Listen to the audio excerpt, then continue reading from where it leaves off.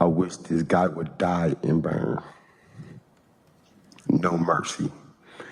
And I wish I could do it with my hands.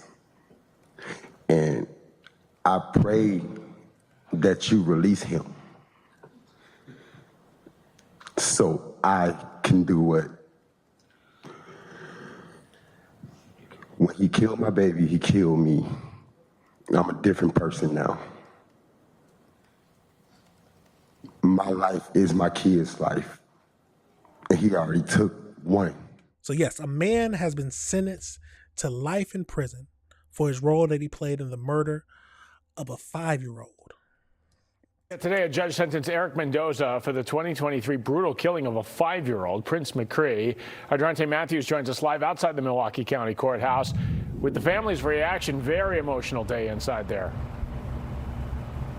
Yeah, it really was, Ben and Kim. You know, there were times where emotions shifted from anger to heartbreak to relief. There were even times where family members of Prince McCree had to actually step outside of the courtroom just because of those graphic descriptions surrounding his death. Family members tell us they've waited nearly 3 years for today. When he killed my baby, he killed me. An emotional confession from Duron McCree Friday. The grieving father spoke from behind the glass door in the courtroom. If any opportunity arises, I will strangle this guy. Comments aimed at the 18-year-old who killed his 5-year-old Spider-Man-loving son, Prince McCree. I would do everything he did to my son, but so much worse. In February, Eric Mendoza avoided a trial after pleading guilty for his part in the brutal killing of McCree. Prosecutors say in October of 2023, Mendoza, who was 15, strangled, beat with a golf club, bagged, and helped dump the kindergartner's body in a dumpster, a crime he committed with 27-year-old David Patura, who was sentenced to life in prison in 2024. It doesn't get more heinous.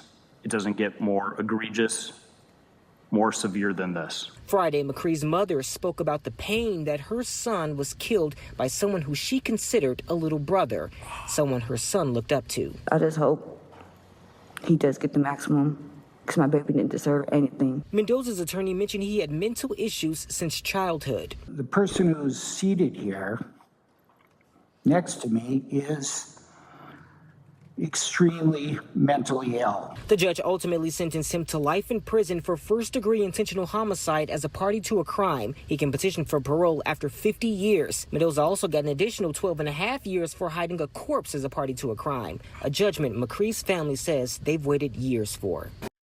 Let me say something. Now, you know I'm not going to stop it too much, but if you are sane enough to hide the body, I don't want to hear any mental health defense. You deserve to rot in prison for what you did to that little boy.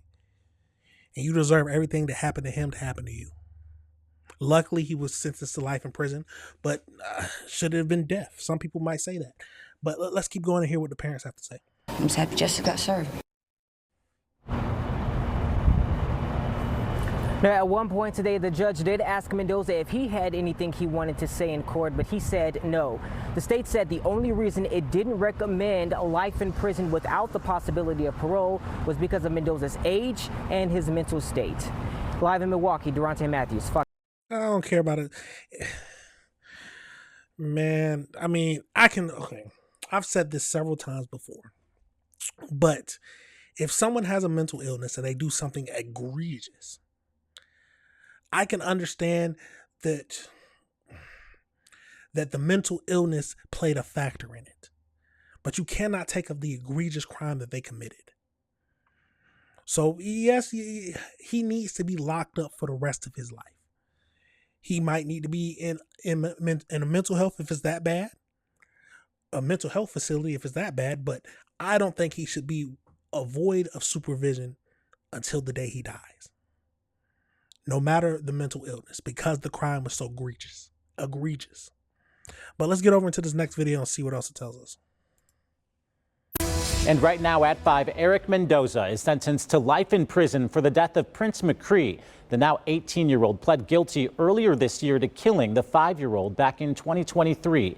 It was an emotional day in court. TMJ4's Brendan Jones was there as McCree's family read statements to the court. He joins us live now. Brendan?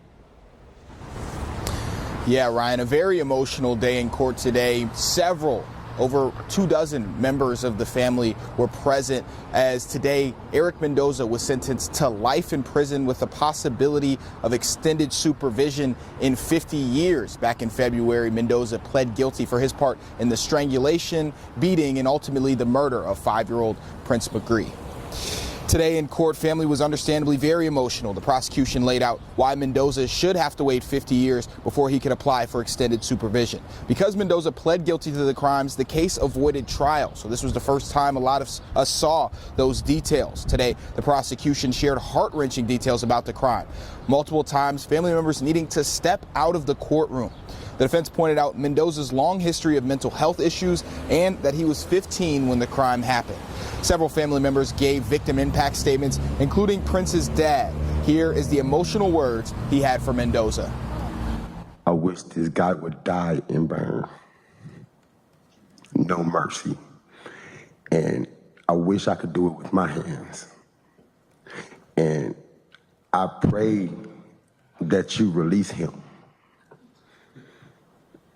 so I can do it.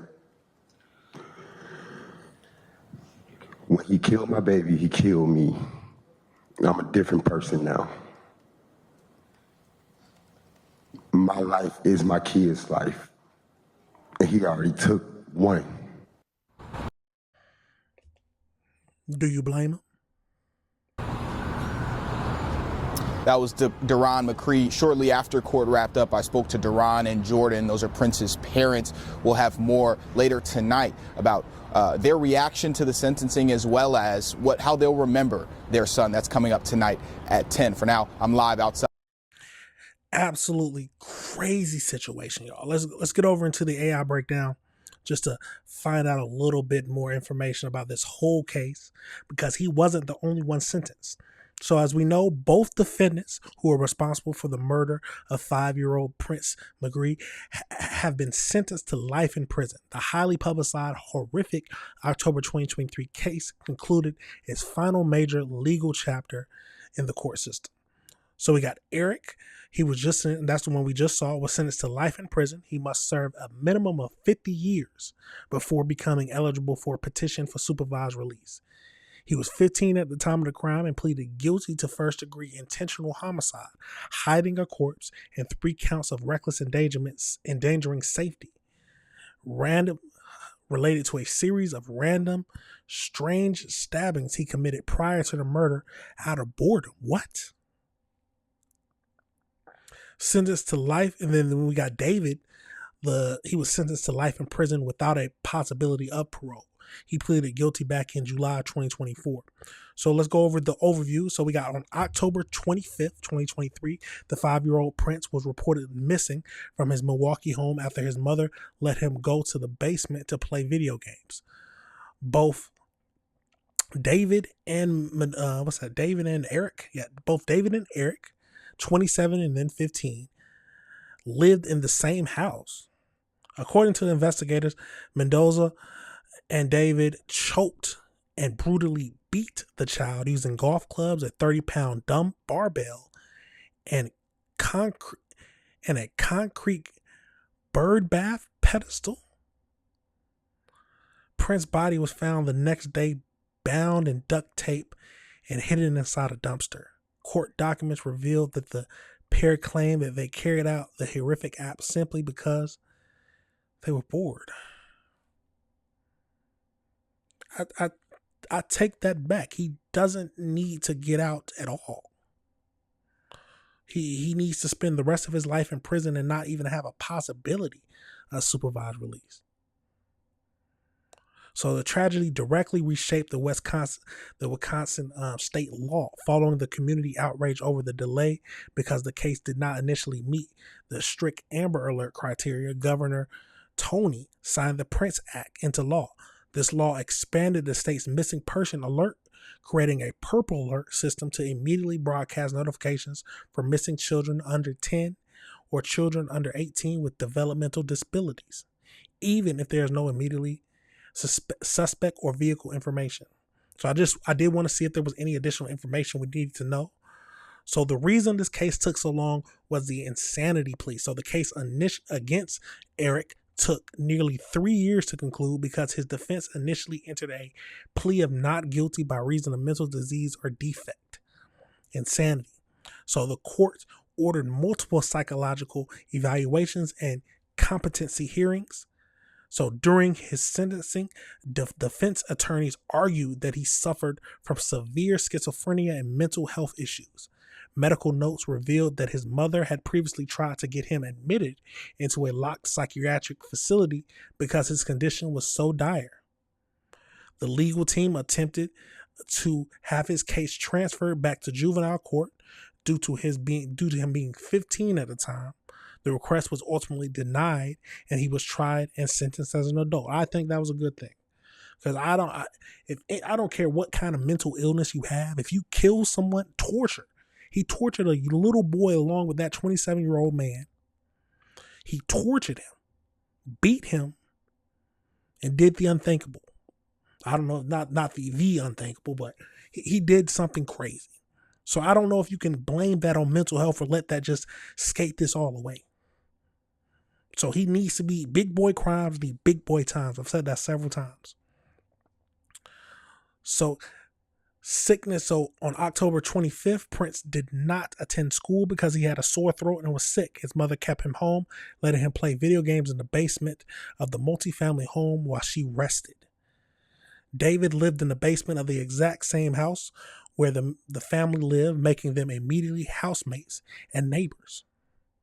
When Prince's mother woke up and noticed both her son and whatever his name is were gone, she called the police. When questioned, he gave investigators shifting stories that contradicted his phone records. And then the K9 unit subsequently uncovered heavy blood tracking in the basement. Police body cam footage replayed during the 2026 sentencing showed the precise moment officers discovered his body inside a trash bag in a dumpster nearly a mile away. So 3 counts of second-degree reckless endangerment safety that Mendoza pleaded guilty to stemmed from a separate terrifying detail prior to the murder.